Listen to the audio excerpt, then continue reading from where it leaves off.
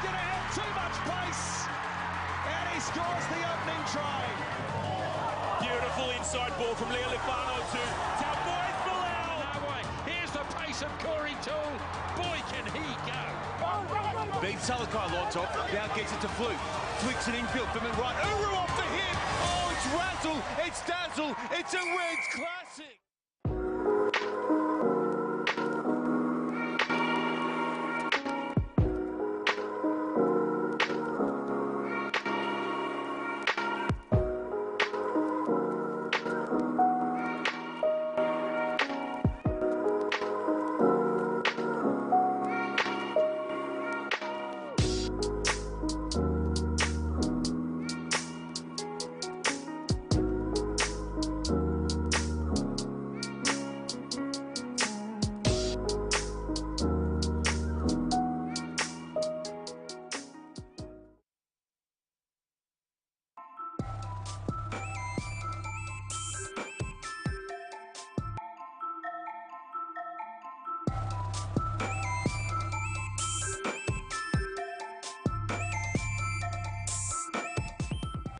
The TVWAN News is proudly brought to you by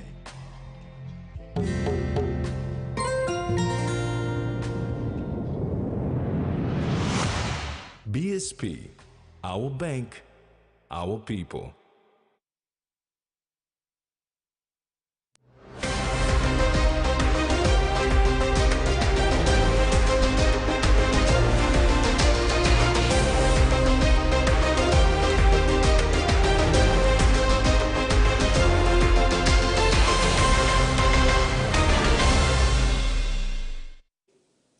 Hello and welcome. I'm Maricela Kelaton. And I'm Jasmine Irajak. Thanks for joining us for tonight's news.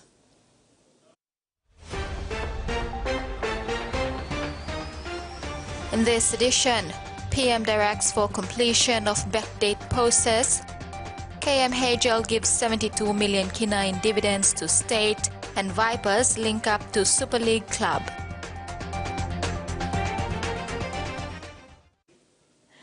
The Asian Development Bank team led by current United States Director Chantel Wong recently visited Kainantu District, Eastern Highlands Province to witness the reopening of the Jaffa Community Health Post. This is a project funded by the ADB at a cost of 5 million kina. The community health post was originally opened in early 2019 and was active in providing essential health services for the locals. However, after a few months of its opening, a tribal conflict between the Jomposa and neighboring Jaffa tribe forced the health facility to close. After 3 years, Kainantu MP William Hagahuno, the LLG Ward Council, Jaffa's village leaders worked together with the Provincial Health Authority to restore services. This has been achieved with the support of the ADB. JV PNG Investment Constructions has defended itself following recent media reports on the sewage overflow between Butibam Village and Balobinlay, Morbe Province. It was alluded that the diversion of traffic onto the footpath during roadworks on the Butibam Malahang Road resulted in a crushed manhole, which eventually led to the pollution by untreated sewage on Butibam Road. Sewage overflow between Butibam Village and Balobinlay, Morobe Province lasted for several weeks, despite complaints being raised by residents with the contractor JV PNG Investment Constructions and Water PNG. Residents in the surrounding communities started getting sick and in protest blocked off the Butibam Malahang Road on Monday, March 11th to force relevant authorities to deal with the issue. Water PNG days after the protest said the diversion of traffic onto the pavement that crushed the manhole, leading to blockage and eventually the overflow. JV PNG Investment Constructions, however, said the excavation work started on February 7th for the 500-meter section, and the bypass road was created on February 8th for light vehicles.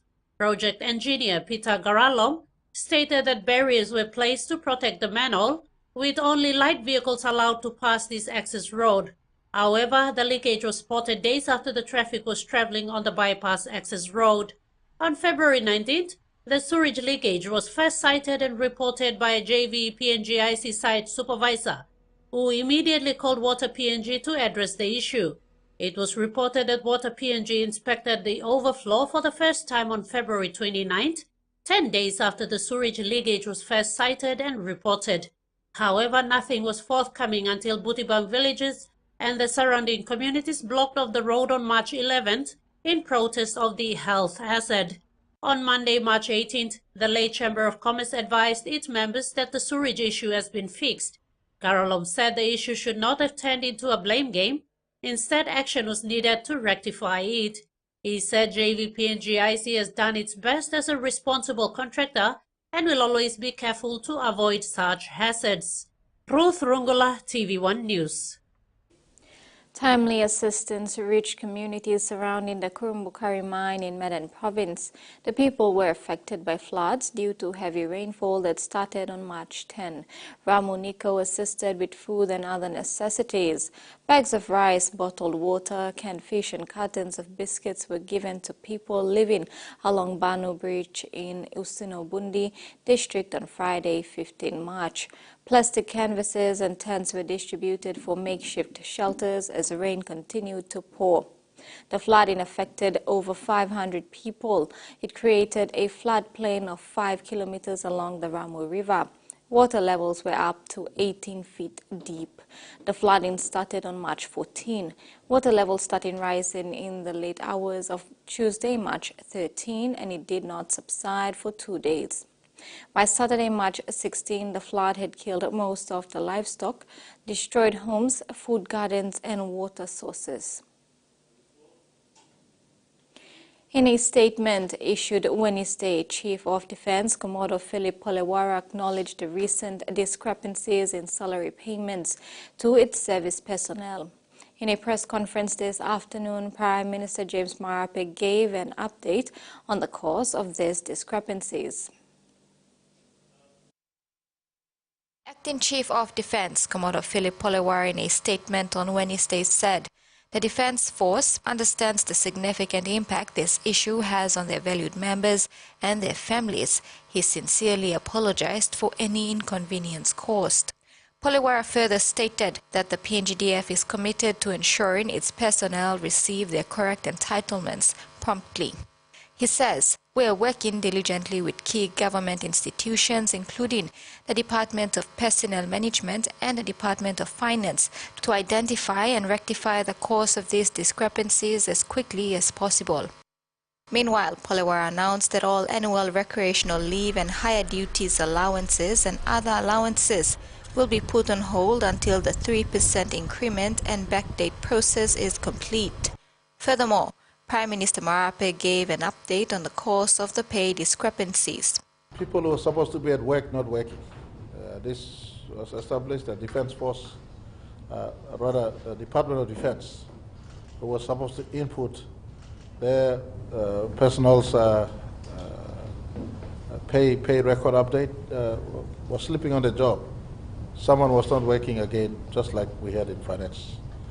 And unfortunately, government gets the blame of it. It's not a money matter. It's not a systematic glitch. It is simply someone at the Department of Defense not turning up to work and making the inputs. So the commander and the finance secretary, defense secretary has been on top of this since yesterday. The inputs are going on as we speak. I want to say thank you very much to our defense force members. Not all are affected, but some are affected. And going without salary is not a light matter for us. Everybody feels the pain of going without salary. And so we instructed that they have to attend to this ASAP. And there'll be a special pay run for the Defence Force personnel who missed pay. So work is going on. Possibly within the next 24 hours, we'll be in a better place to advise. But instruction has clearly gone out. Run a special pay, input the data. Commodore Polewara assures that the PNGDF remains dedicated to the well-being of its personnel and to fulfilling its vital role in protecting Papua New Guinea's national security. Police in the National Capital District have been called to start doing surveillance on crime hotspots in preparation for the long Easter weekend next week. Outgoing NCD Metropolitan Superintendent Silva Sika met with the 3 zone commanders, police station commanders and other officers in charge of their respective divisions to plan in advance for the long weekend when residents conduct various Easter activities, some of which can trigger violence and crime. The National Capital District Commission has also issued an alcohol ban notice in the city that will be effective Friday, 29 March to Monday, April 1st. Sika urged the public to adhere to the alcohol restriction and behave during the Easter period. He said police will be out enforcing that notice. He also warned shops trading alcohol to strictly adhere to the circular. TVWAN News continues after the break. Stay with us.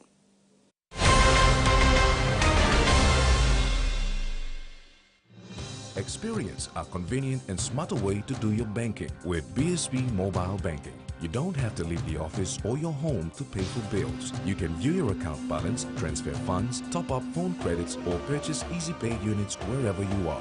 Visit your BSB branch today to register now for BSB Mobile Banking. BSB Mobile Banking, the smarter way to bank. BSB, our bank, our people. He says the best Hunters players come from his region. So does she. But there's one thing that brings everyone together. SB Lager, Bungim Yumi. The Toyota JD Hiace bus comes in 14 and 15-seater high-roof luxury model powered by 2.8 liters JD engine for optimal performance output, fuel efficiency and quietness, designed with improved safety features and easy maneuverability for tire steering angle. The Hiace lift suspension and annular frame structure is opted for smooth ride, comfort and safety. Experience the ride on the Hiace bus and experience the Hiace pride, the bus that exceeds all expectations. Hiya, Mama. You wait then, but me add him special flavor. Put in more flavor, put in more taste. Magic kakaro, get up and big smile on face. Time for give chicken a great kumutu. Sip, sip, da moo moo, yes, magic on you. Maggi, the taste PNG loves. Quick favorite meal for the day does feel good. Snacks noodles is my choice for a simple meal. It is easy to prepare and fast to cook. And with a touch of flavor and ingredients, quality noodles that can be cooked and enjoyed in many different ways. You see, my whole family loves it. It's made here in PNG and comes in different pack sizes. Snacks noodles, tastier but you like it more.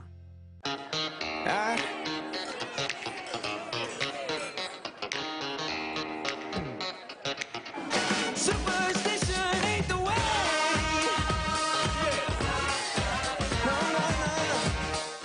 We're celebrating the culture and traditions of the Motokoita people, and we honor the Hiri trade, and we crown the new Hiri Hananamo here in the capital, amazing Port Moresby.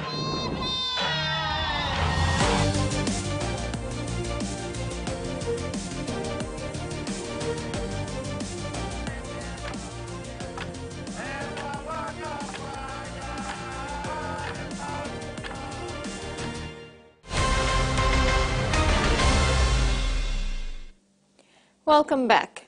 Octadi Mining Limited has recently welcomed 16 new graduates into its Graduate Development Scheme program. The program, which selects candidates who completed the university programs in 2023, aims to foster emerging talent within the company.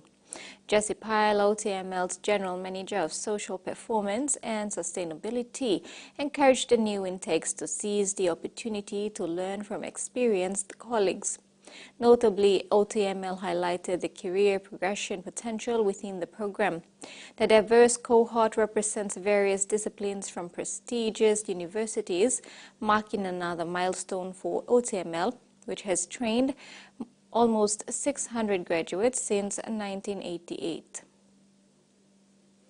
Kumul Mineral Holdings Limited this afternoon made a significant contribution to the state, paying 72 million kina in dividends.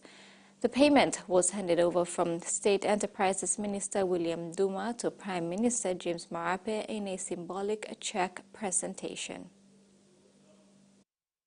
The dividend payment of 72.1 million kina is the first payment for 2023 from Kumul Minerals Holdings Limited. State Enterprises Minister William Duma says these results were achieved due to pure hard work and commitment of the state, Kumul Minerals Holdings Limited and Oktedi Mining Limited.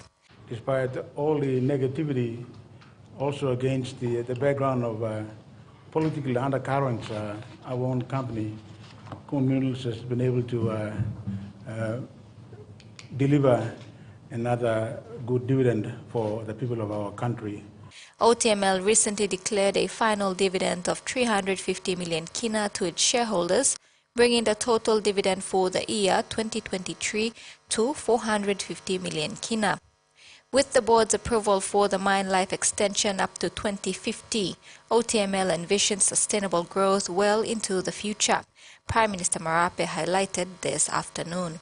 Apart from the fact that they're contributing money to government, they also are able to assist in the forex, alleviating the forex backlog. They bring the remittance, the dollar remittance in country, and a lot of versatility in the mine that is happening. And we're looking forward to a bumper year next year. Some investments has been put to ensure the mine productivity is further stepped up. Meantime, Oktedi is actively pursuing strategic growth projects aligned with the current strategic business plan, which are progressing successfully and anticipated to generate an impressive 30 billion kina in social benefits, which include taxes, royalties and dividend payments over the next 27 years. Furthermore, Prime Minister Marape adds that with new Porgera back in operation, it is expected that by this time next year, KMHL will be presenting state dividends from the mine. The issue of rates for by-elections of Sohe Open, Maprik Open and Porgera Paila Open scheduled to take place today has again been deferred to April. This is the second deferral following the first from 29 February to March 21 due to lack of funding. Just over a year after the return of the writs for the 2022 national general elections, the country now has 8 open seats vacant and needs representatives.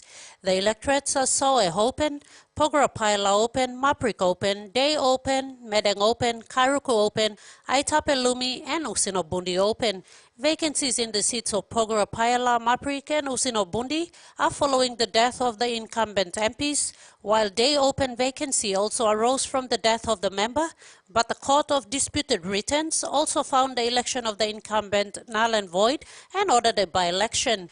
While that is a handful to end all at once, the Electoral Commission announced dates for the issue of writs for the Sohe Open, Porgera Paila and Maprik Open in January.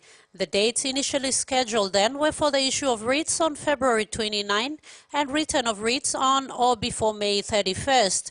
The Electoral Commission also made a funding request of 20.5 million to conduct these elections. However, when the day arrived for the issue of writs on the 29th of February, the Electoral Commission announced the deferral of the issue of writs, citing reasons of unavailability of funding, and announced new dates for this exercise. The new dates for the issue of writs were scheduled for March 21, which is today, and the writs be returned on or before 21st June 2024. However, the Electoral Commission again deferred the issue of writs from today to a later date. When Simon Sinai was contacted for the new dates, he said to contact his policy branch first before releasing the new dates. Sinai also denied claims of a lack of funding, instead blamed the delay on in-house administrative issues. Meantime, LLG elections are scheduled to take place in June. Ruth Rongola, TV1 News. Meantime, Prime Minister Marape, in a media conference this afternoon, denied claims that the by-elections cannot be conducted because of funding constraints. Marape, who is also treasurer, said he was surprised to see the lead story in this morning paper attributing the deferral of by-elections to funding problems. The local commissioner told me that he was equally surprised with the headline. Funding is not an issue. I do not know what is happening there. He doesn't report to me every now and then. He's a constitutional office. He's got a brain on his own and a head of his own. We are on standby to assist him with the funding. We want to retire the by-elections that are due ASAP. So I've told him funding is not an issue. Get your acts together, organize yourself, appointing returning officers, put the program together, go up to Treasury, and request the funding, and the elections must run ASAP. So as far as government is concerned, we want the elections to be held at the very earliest. Those electorates need to be respected. We've retired one or two of them. We had to do the Melanesian thing, honoring the death to run the course of the mourning period to be retired in the way it should be. It's now months after the burial, so we expect elections to be conducted without delay. Kumul Petroleum Holdings has entered the downstream fuel business to tackle Papua New Guinea's fuel shortage crisis. Mandated by the government, KPHL facilitated the purchase and distribution of diesel and jet A1, marking its first venture into downstream operation in its 14-year history. The recent discharge of fuel at Napa Napa signals a strategic move to address immediate shortages while laying the groundwork for long-term energy security. KPHL's managing director emphasized the country's commitment to building import infrastructure across strategic locations with assurances of collaboration from key industry players to mitigate the crisis. President of the Eastern Highlands Farmers Association, Wilson Thompson, has called on the Eastern Highlands Provincial Administration to assist the farmers to buy tractors in each district to help them in their farms. Thompson made this call recently when speaking at the launch of the solar dryer project for bulb onion at Nipuka village in Daulo district. Farmers in Eastern Islands province need tractors to assist in large-scale farming. Most often this need is not addressed by successive provincial governments.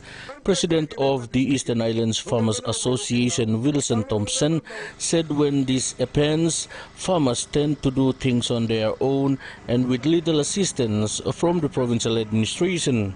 I'm tractor na kimit na district ya. Ungkap na ako kim now. Tawlo ko na tayo kim. Agriculture bla totok sila ketok agriculture go. Bibla totok ke agriculture go. One time bla putin tractor lo kim kirone pula pre milu kim no tam la garin lo ye. Hey, they start. Usat by supplement this la onion or tokia. Can se me FPD thank you give me one bulb onion project me got dryer me got necessary. But milu kim production in the lab. Mr. Thompson also raised the point that other crops are being introduced in Eastern Islands, but farmers are not willing to produce them. For example, bee farming and honey production. Thompson said Eastern Islands has more than 500 bee farmers, but honey production is very low. Gamani no work blend no bam seed blom ibla, o bam roundup or chromaxon. Silakan pasin blo put him pass na letter and ask him stop him. Mani yuksim lo coffee plant time look him. Mani kam salim coffee bag em ksim hamas. 300 kina. Em go ki kain namba kamas kimi. We'll see you at 126 kina or 30 kina. But mila make you onem. Mila bam round up ya. Na coffee bag you carry me well so onem.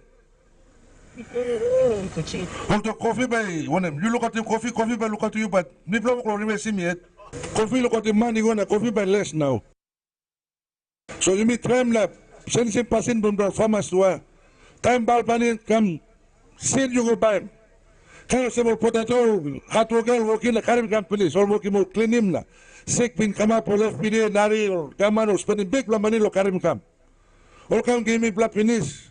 Some don't give me black free. But then you ask him again, writing pass, you will remember down low. You writing pass can you go FPDA. Right in pass, you go to the elder to like 60 kina blue by monem. Echo. It's like in passing, you must stop him. Can't the people something or give him or like something you must walk him, the kid is la walk you. Can you any box? Now government blog ask him. Government look him any books. You must stop him now. Some something no bam no 10 kina go ask him yet. Hiri Moale, TVWAN News. And now the finance news. The kina closed unchanged at $0.2652 US in the interbank market. At Bank South Pacific, Kaukina was buying $0.2577 US, $0.3880 Australian dollars, $0.2281 euro, and 38.57 Japanese yen. Looking at commodity prices at New York close, all closed higher except coffee and copper, which closed a day lower. And on the stock market, the Dow Jones closed higher, ASX closed higher, and all ordinaries closed higher as well. You're watching TVWAN News. When we return, we bring you stories making headlines overseas. Stay with us.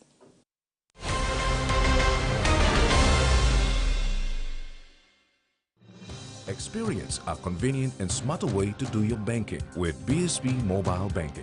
You don't have to leave the office or your home to pay for bills. You can view your account balance, transfer funds, top up phone credits, or purchase Easy Pay units wherever you are.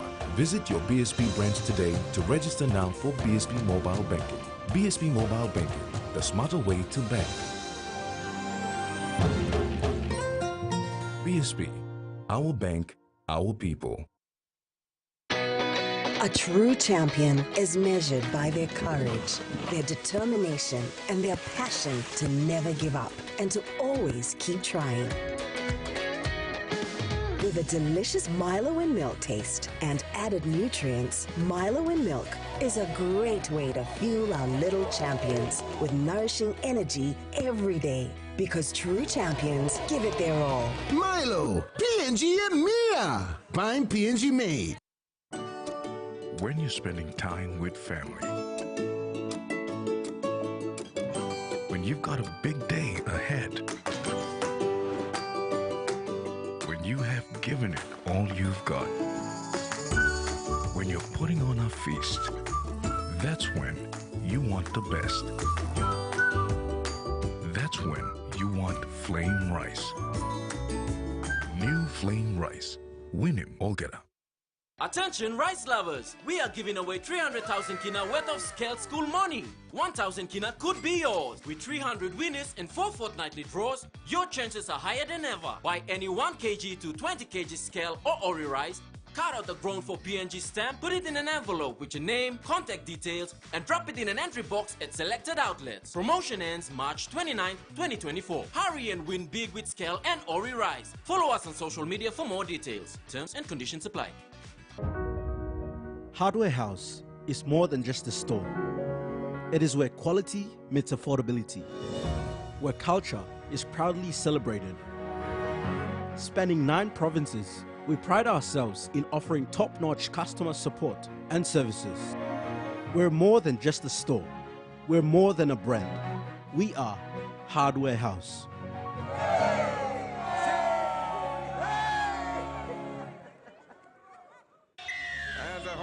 Gets on the chase. Good placing as well. Moore kicks again. No one at home. The chase is on. Who wants it most? And it's going to be just too loud. How about that?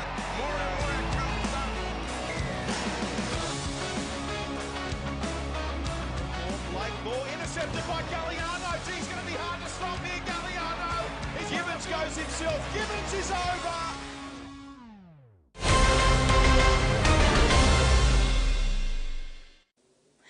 Welcome back. In regional news, Prabowo Subianto has been officially confirmed as the winner of Indonesia's presidential election, but court challenges against the results are set to be launched. The General Election Commission said on Wednesday that Subianto, who has links to the past dictatorship, won 58.6% of the votes, while former Jakarta Governor Anies Baswedan received 24.9%, while former Central Java Governor Ganjar Prabowo got 16.5%. Mr. Subianto, who is Joko Widodo's defense minister, had claimed a victory on election day after unofficial tallies showed he was winning nearly 60% of the votes.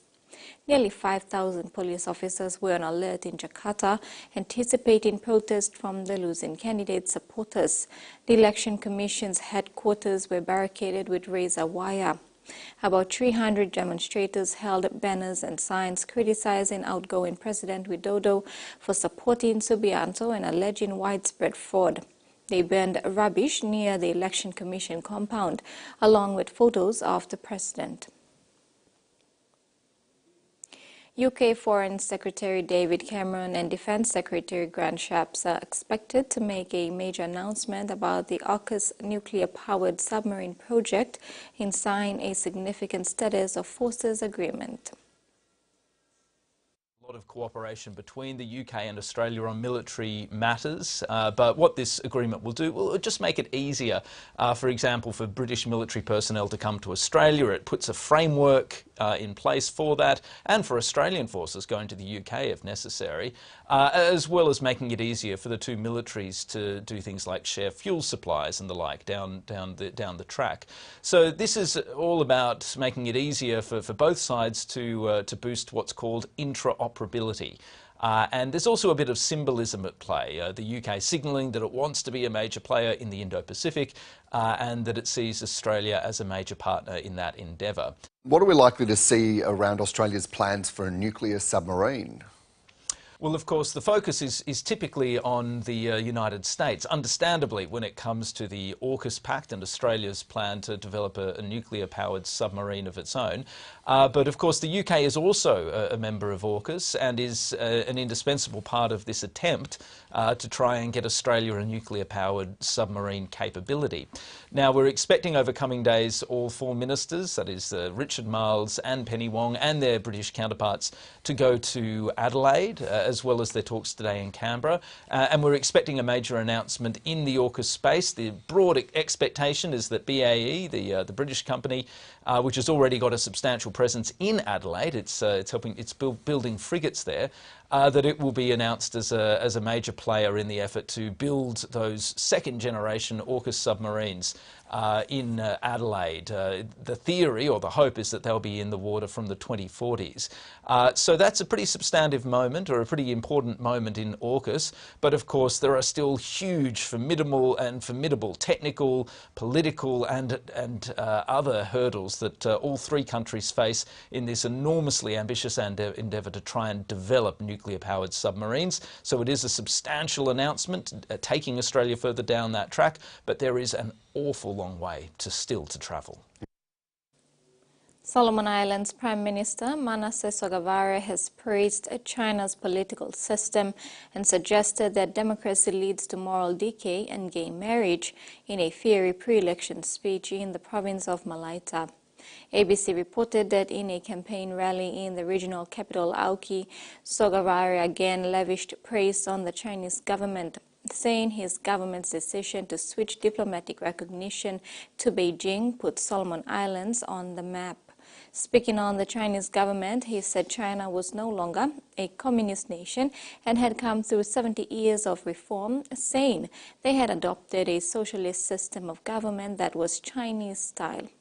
One federal government source contacted by ABC said while Sogavare's latest comments praising China were unsurprising, Australian officials would be closely monitoring the political trajectory of Solomon Islands during and after the election. Back home, in a gesture of immense support for Papua New Guinea's cultural legacy, Air New Guinea Limited, the national flag carrier, has once again stepped forward to sponsor the esteemed Hiri Moale Festival. This year, the festival commemorates its 50th anniversary. Air New Guinea's sponsorship, totaling 75,000 kina, reflects its steadfast commitment to preserving and promoting the country's rich heritage. Air New Guinea Limited, Papua New Guinea's national airline, is marking its 50th anniversary in style by once again supporting the iconic Hiri Moale Festival. The airline has pledged a total sponsorship valued at 75,000 kina for this year's milestone celebration. Since 2022, Air Niugini has played a pivotal role as the prize sponsor for the Hiri Moale category, reaffirming its dedication to supporting local traditions. However, for this special milestone of the festival, the airline has significantly bolstered its contribution. Highlights of Air Niugini's sponsorship include the provision of 3 business class return tickets to destinations like the Solomon Islands, Fiji or Vanuatu, and 7 economy class return tickets on its domestic network. Ilan Kaprangi, head of Corporate Communications Department, expressed the airline's enthusiasm for continuing its long-standing support. This is not the first time we have done this. So we have been supporting over the years, and we've supported 2 years back as well as last year. So that's the year before and last year as well.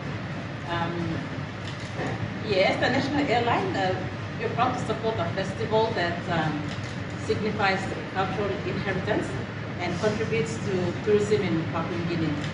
As you all know, Hiri Moale Festival contributes positively on tourism, the country and its people.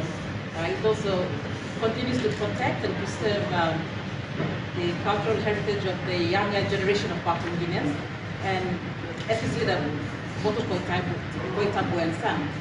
The synchronization between Air Niugini's 50th anniversary and the half-century celebration of the Hiri Moale Festival was not lost on Kaprangi. It is just so coincidental that this is the 50 years that this festival is being held, and Air Niugini also turned 50 some 4 months back. So that's in November last year.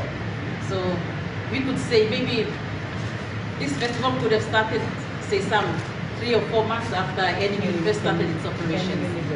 So once again, congratulations and all the best to the 10 young contestants here, the females would be contesting this year.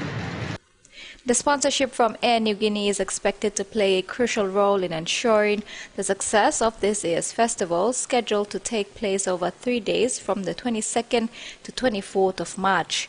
The Motu Koita Assembly and Hiri Moale Organization Committee extended their sincere gratitude to Air Niugini for their generous support, highlighting the invaluable partnership between the airline and the festival organizers.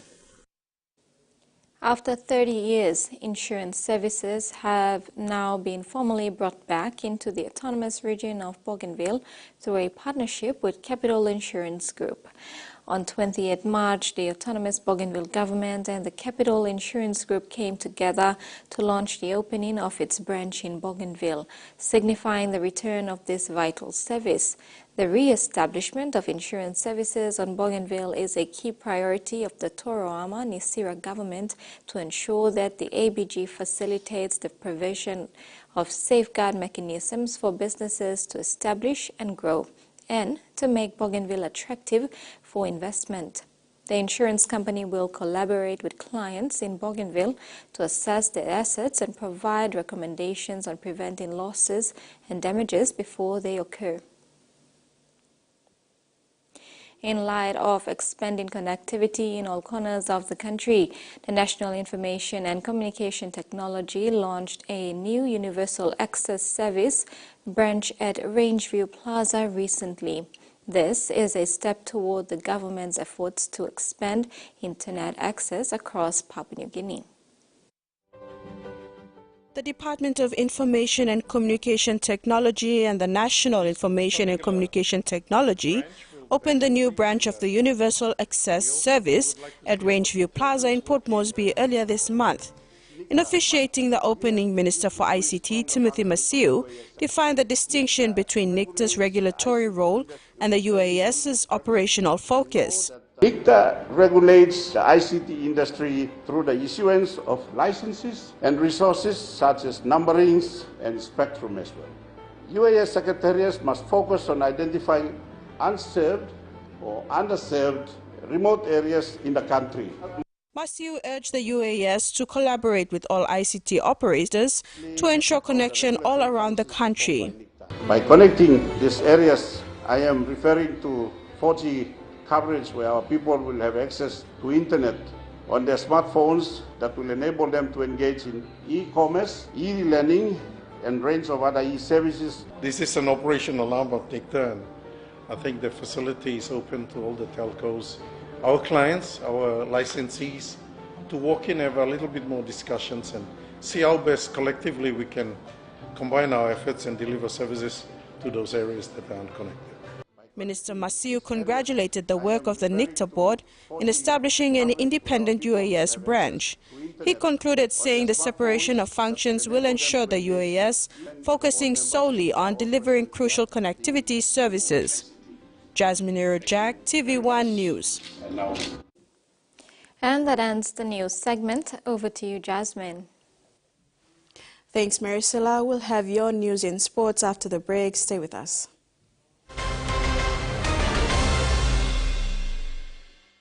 How would you describe your mother? My mom is beautiful. She is strong like Superwoman. I love my mom because she always takes care of me. My mom, she's so patient and loving. I feel she's always around. Caring. She works so hard and always wants the best for me. She's soft like her love. My mom is everything, and I don't know what I'd do without her. Softland, fragrance of a mother's love. Daniela, why no la kaya rin mo sa drive up so ito pa can pass around. How dare you!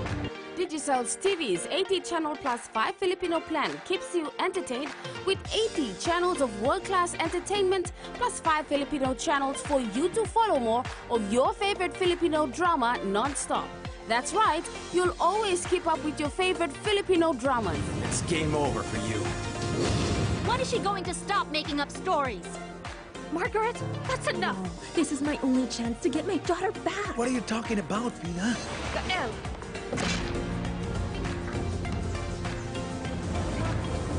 Subscribe to a 80 channel plus 5 Filipino Digicel prepaid pack, 1, 7, 14 or 30-day plan, and enjoy 80 channel of world-class entertainment plus 5 channels of Filipino dramas.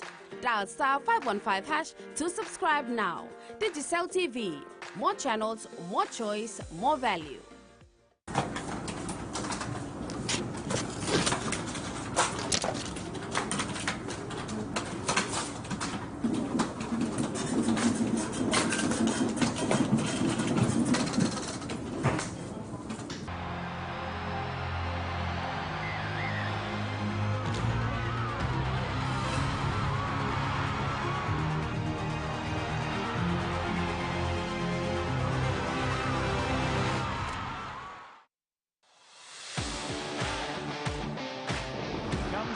Berry, what hands, a race for the corner with Kenny Zalenzia. Taken hostage. He's the fight of the year. 2-4 round one, and it's oh so easy to reply. Brilliant by the Roosters.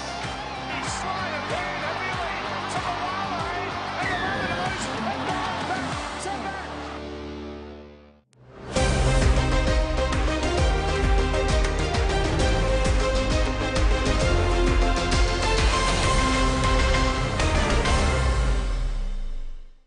Welcome back. Former Schoolboys Rugby League prodigy and elite PNG Rugby League veteran Stanley Olo is stepping out of his comfort zone to explore his renewed rugby league passion and desire. Olo is redirecting his energy and focus on inspiring young boys and girls in his local community at the 2 Mile settlement in the Mosby South electorate to pick up a rugby league ball and play. Olo's illustrious rugby league career has also inspired these young boys and girls to aspire to be like him one day. This motivated him to set up the SO League agency and academy, which is now aligned with the NCD Schools Rugby League program under the auspices of the National Capital District Commission through the Office of the NCD Governor. The name Stanley Olo is synonymous with the various icon rugby league franchise clubs from Mendi Muruks, Rabaul Gurias, Late Tigers to Angami Oaks, with some outstanding accomplishments, winning numerous premiership titles. Originally from Simbu, Olo grew up in Port Moresby South and was educated at Calgary Primary and Bariagua Secondary. That's when he was slated into the NCD Schools Pathway program. He still recalls the challenges they had to go through with lack of good playing facility and sponsorship, which was hard to come by, but it was the love and passion for the game that kept him going before transiting to the senior rank. Now at the twilight of his rugby league career, Olo's career started at 14 years of age back in 2006. Being a tough customer himself, the Simba Warrior loves the big hits and aggression and possesses a lot of skill, speed and agility. One of his trademarks is the deceptive footwork and ability to easily fool opponents to score points. Fast forward, Olo is now a role model using the SO League Agency and Academy program to inspire and motivate youths and school-aged children in the 2 Mile community. First of all, playing free is another thing from kind of experience. It's been playing is a part of, but then we come back again. Then looking back to our communities, a lot of kids wants to be, Stanley or Brian Gispe or Justin Olama. They look up to us, and then like chairman and to Stanley and then to all them 20 people in the office. Examples, they can't cater everyone. Whatever input we people line him through the rugby career, look, we don't see something pay or something, but it's for the love of one of more kids in Belokimol. Compared to now, before our fathers, the forefathers will play, look at an opportunity. There's a lot like one way and then finish, look at back after rugby blow and kind of. Olo uses his influence and knowledge of the game to impart the basics and dynamics of rugby league and to build passion and love for the game and build good character and mindset at an early childhood age. At first, me creative initiative. SO League Agency. Me no go to program. Me just running through the community, blooming along to my lil. Me running upload on Facebook. Me running upload on WhatsApp, and then people start to see. For the last Governors Cup too, we take him on academic boys 15, 16 years old. We take him and then first shot the semis. Then we come again academic 15, 16 years old. League 1, 7, 8 years old. Just training more fundamental for rugby league, and then more about like rugby league teaches a lot of discipline, commitment, timing, everything involved in one. Like that's no lemon talk. Without sponsor and the challenges in getting the program going, Olo sacrifices his own time and uses his own resources with support from his 2 Mile community to run drills at the 2 Mile SVS field. During the launch of the National Capital District Schools Rugby League Wednesday this week, the SO League Agency and Academy program caught the attention and recognition of the NCD SRL President and NCDC Sports Desk, which is now aligned to the existing schools program and are committed to support it. Terry Longwood, TVWAN Sports. A new partnership between the NCD Port Moresby Vipers Academy and Super League club Hull Kingston Rovers will be formalized shortly. While ongoing dialogue between both clubs continue, it is believed this would be a first time for a franchise club for PNG Domestic National Rugby League competition linked to a UK club. The partnership is purposely to establish an academy pathway for players coming through the NCD Schools Rugby League competition. Players in this competition will be offered scholarships to study and play in the UK. Officiating at the launch of the 2024 National Capital District Schools Rugby League competition Wednesday this week, on behalf of NCD Governor Powis Parkov, CEO Dr. Newton Albert reaffirmed the Governor's passion and vision to see the school's rugby league program align with the NCD Port Moresby Vipers Academy as the pathway for the young boys and girls to develop. Dr. Newton said with NCDC now taking over the NCD Schools Rugby League and linking it with the Vipers Academy program, it is also important to improve the infrastructures so that this program can be rolled out successfully. As chairman of the NCD Port Moresby Vipers board, Dr. Newton was excited to announce a new partnership they have signed with Super League club Hull Kingston Rovers that will see the direct export of 4 development players from the Vipers Academy through the National Capital District Schools Rugby League program. He said players with the right attitude, mindset and talent can be considered for this program, which is fully funded, including education and other opportunities. Adding value to that for the Vipers, we would like to announce we will do formal launching in April when we want to launch our season. But I would like to also make this fitting announcement here that we have already, the Governor Pakop and of course myself as franchise chairman, we have already signed a partnership and collaboration with Al Kingston Rovers in Super League.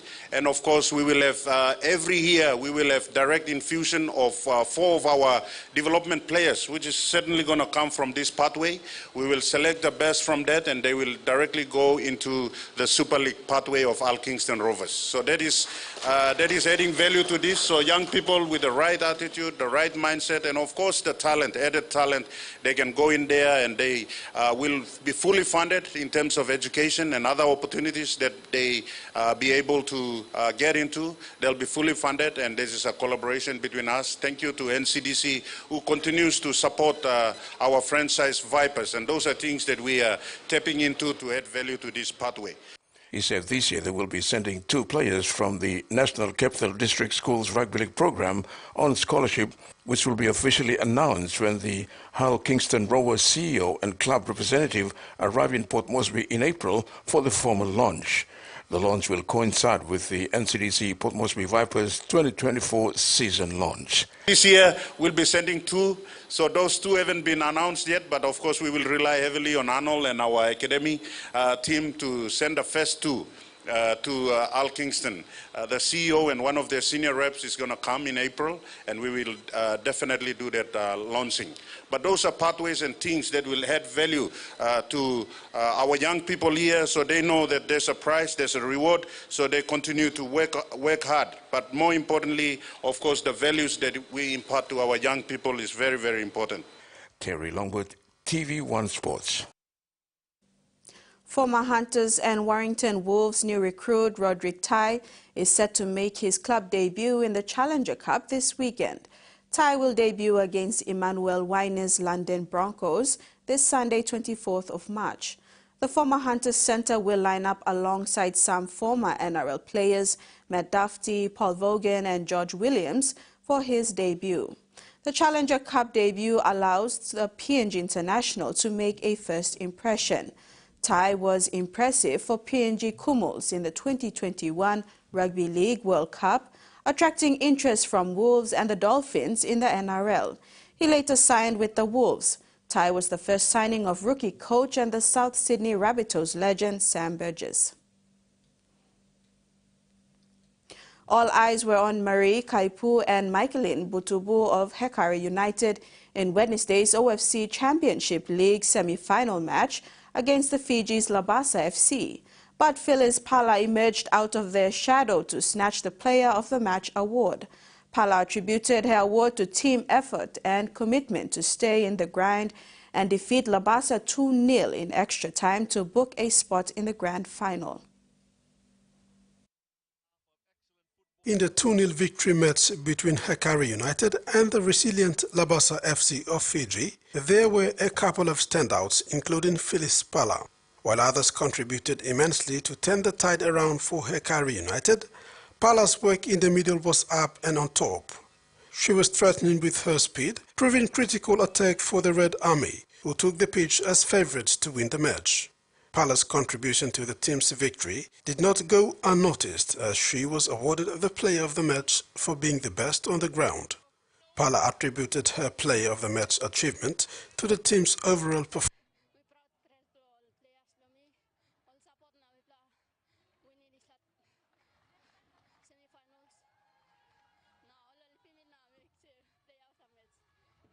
Pala further recognized her Melanesian sisters, Labasa FC, for the tough contest.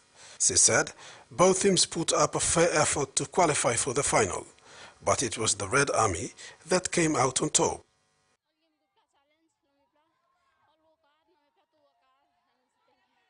Hekari United will be playing Auckland United in the grand final this Saturday, March 23rd. Rex Lita, TV1 Sports. And we apologize for that. The gates are opening at Albert Park for the first day of the Australian Formula One Grand Prix in Melbourne. They're expecting about 60,000 people here today, and the rest of the 3 days, Friday, Saturday, Sunday, are all sold out as well. So we're expecting to break last year's record crowd of 444,000 people. The fans here, the demographics have changed over the last few years. We were hearing from the Formula One boss earlier this morning, who said they've seen a lot more women and children coming along to this race, and they're encouraging that, of course, as well. Plenty of things for fans to do outside of what's on the track here today. There's some supercars and some Porsche action on track today. But of course, everyone looking ahead to Sunday's race. The drivers will be coming out walking through the crowds today. Everyone hoping to get an autograph or a selfie with, especially the Australian drivers, but plenty of fans of Ferrari as well here. So it's an excited time. There's trams arriving every few minutes and floods of people coming in. So the crowd control are working extra hard here this morning. Yeah, certainly plenty going on. And you mentioned the Australian drivers. There are 2 in the race this year. That's right, so 2 Aussies in the race for the first time since 2013. Oscar Piastri, the young gun, is 22 years old, driving for McLaren, and you can see flashes of the orange, the papaya orange of the McLaren side. Ricciardo used to drive for that team as well, so some people telling me that they've held on to their Daniel Ricciardo merch and are now following Oscar Piastri in that team. Piastri grew up not far from this track here and said before that as a kid he could hear the race from his home, and this is just his second season in Formula One as well, but he is expected to drive quite well. He's had a couple of top 10 finishes so far this season. This is the 3rd race this year, not the opening race as it has been traditionally. Daniel Ricciardo, though, having a tough couple of years, it has to be said. He's driving now for Red Bull's junior team, RB. He has a lot of fans here, a lot of goodwill towards him. He may struggle to get up in the points for this race, so all the local hopes pinned to Oscar Piastri. Red Bull's cars have been dominating, though, finishing 1st and 2nd, and Max Verstappen is really the one that everyone is chasing. So fans telling me they're really just hoping for a 3rd place for Oscar Piastri, hoping to get an Australian on the podium here for the very first time. It hasn't happened before, so fingers crossed. And that ends the sports segment. Over to you, Maricela. We'll now have the weather forecast for the next 24 hours.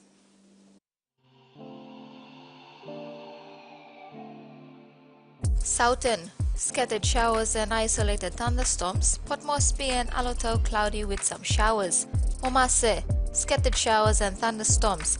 Lae and Medan partly cloudy with few showers. New Guinea Islands, scattered showers and thunderstorms with areas of rain. Kokopo, Rabaul and Kimbe partly cloudy with some showers. Highlands, scattered showers and thunderstorms with areas of rain. Goroka, Barnes and Kundiawa, some showers with areas of rain and possible thunderstorms. Coral Sea, seas slight to moderate with west to northwest winds of 10 to 20 knots. Bismarck Sea, seas slight to moderate with northwest to southwest winds of 10 to 20 knots. Waters of South and PNG Indonesian border to Daru to Kiwai Islands, to Kerma, to Yule Island, to Hood Point, to Samarai Islands. Waters of Manus and its western group of islands seas 1 to 2 meters. Waters of Samarai Island to Cape Vogel and all Milne Bay Islands seas 1 to 1.3 meters. And that ends this edition of news. From Jasmine and I, have a good night. Bye for now.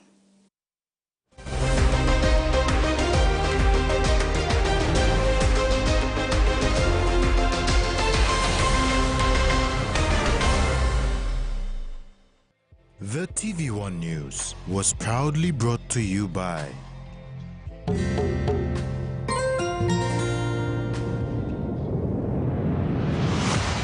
BSP, our bank, our people.